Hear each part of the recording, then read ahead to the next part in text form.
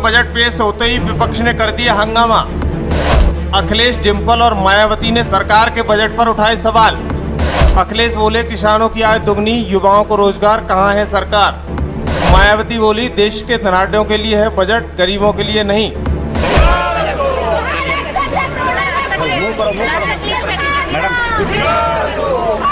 कल यानी मंगलवार को मोदी सरकार के तीसरे कार्यकाल का पहला बजट लोकसभा में पेश किया गया। वित्त मंत्री के रूप में निर्मला सीतारमण ने संसद में लगातार 7वीं बार बजट पेश किया है। बजट में अलग अलग सेक्टरों के लिए कई घोषणाएं की गई हैं। वहीं मोदी 3.0 के पहले बजट पर समाजवादी पार्टी के प्रमुख अखिलेश यादव और मैनपुरी सांसद डिंपल यादव ने अपनी प्रतिक्रिया दी है। सपा प्रमुख ने किसानों और नौजवानों के मुद्दों पर सरकार को घेरा, तो वहीं डिंपल यादव ने महिलाओं का मुद्दा उठाया। कहीं ना कहीं न्यूट्रिशन मिशन इस मौजूदा सरकार में आप चीज़ें तो लेके आते हैं लेकिन आप उनको परस्यू नहीं करते हैं, विच इज़ वेरी सैड। तो आपको लग रहा है कि महिलाओं के हिसाब से इस बजट में जो प्रोविजंस होने चाहिए थे, एटलीस्ट न्यूट्रिशन होना चाहिए, लेके उनकी सेफ्टी को लेके होना चाहिए, महिलाओं पे कुछ भी नहीं। घर का किचन का ध्यान रखा गया है मैम? मैं समझती हूँ किचन का ध्यान नहीं रखा गया है क्योंकि सरकार महंगाई के बारे में कोई स्टेप लेना ही नहीं चाह रही है। और जहाँ तक हम देखेंगे तो जो परचेजिंग पावर है जो रूरल एरियाज में है वो लगातार घटती जा रही है, इसके ऊपर भी कोई ध्यान नहीं दिया गया है। दरअसल समाजवादी पार्टी की सांसद डिंपल यादव ने कहा कि बजट के बाद केंद्र की मोदी सरकार योजना तो लाती है लेकिन उन पर अमल नहीं कर पाती। महिलाओं को लेकर मुख्य चिंता उनकी सुरक्षा है और बजट में इस मुद्दे पर ध्यान नहीं दिया गया है। सरकार महंगाई को नियंत्रित करने के लिए कोई कदम नहीं उठाना चाहती है। ग्रामीण क्षेत्रों में क्रय शक्ति लगातार कम होती जा रही है। मैनपुरी सांसद ने आगे कहा कि जब 10 वर्ष गुजर गए हैं और इस देश की जनता को कहीं कुछ हासिल नहीं हुआ है, केवल कुछ लोगों को ही मिला है, ये बजट भी निराशाजनक बजट है।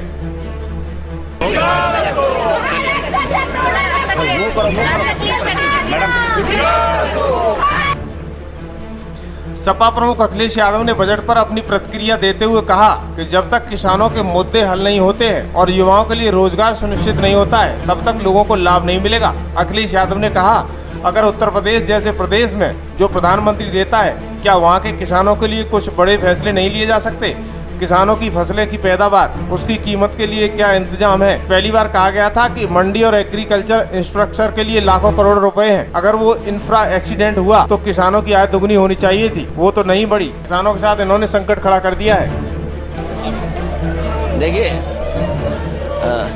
हम सभी लोग जितने लोग हैं और खासकर समाजवादी लोग, किसानों को MSP मिले, आय दोगुनी हो, उसका रास्ता निकले। लेकिन इधर देखने को मिल रहा है समर्थन मूल्य किसान को न मिल करके जो अलायंस पार्टनर जो सरकार बचा रहे हैं उन्हें समर्थन मूल्य सरकार दे रही है। ये तो अखबारों में भी छपा है। आप पहले बेरोजगार करते हैं, बेरोजगारी बढ़ाते हैं और उसके बाद ऐसी आधी अधूरी नौकरी लाते हैं जिससे किसी नौजवान का भविष्य बनने वाला नहीं है। इंटर्नशिप के बाद क्या होगा, उनको नौकरी कौन देगा। तीसरा, महंगाई को लेकर के सरकार कोई ऐसा ठोस कदम नहीं उठा पाई जिससे महंगाई नियंत्रण होती। अगर कहीं आपने मिडिल क्लास को कुछ सहूलियत भी दी है तो वो अपनी महंगाई से आप वापस ले रहे हैं। बड़े सपने दिखाए थे यूपी को, क्या मिला यूपी को। डबल इंजन की सरकार, तो डबल लाभ मिलना चाहिए था, दिल्ली का लाभ, लखनऊ का लाभ।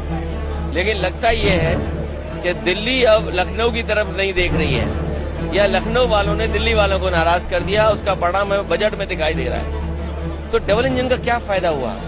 बिहार जा रहा है विकास, यूपी को क्यों छोड़ रहे हैं आप। बाढ़ अगर बिहार की रोकनी है तो नेपाल की बाढ़ रोके बिना और यूपी की बाढ़ रोके बिना आप बिहार की बाढ़ कैसे रोकेंगे। तो आपको पहले यूपी की बाढ़ रोकें, नेपाल की बाढ़ रोकें, तो बिहार की बाढ़ अपने आप रुक जाएगी।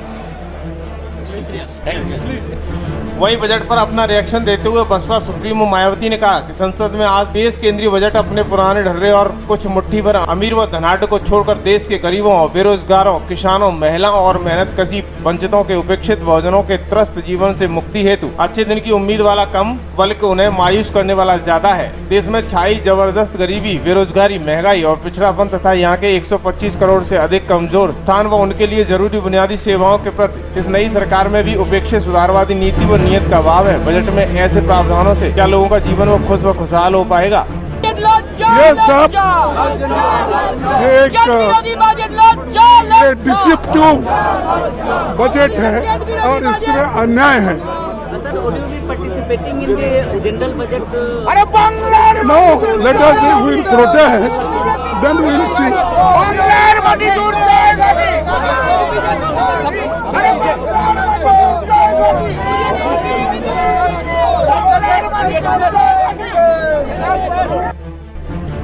विपक्ष में बैठे नेताओं ने सरकार के बजट पर सवाल खड़े किए हैं और तमाम सारे मुद्दों पर मोदी सरकार को घेरते हुए नजर आए हैं। आपकी क्या राय है? क्या बजट आम जनमानस के अनुसार है या नहीं?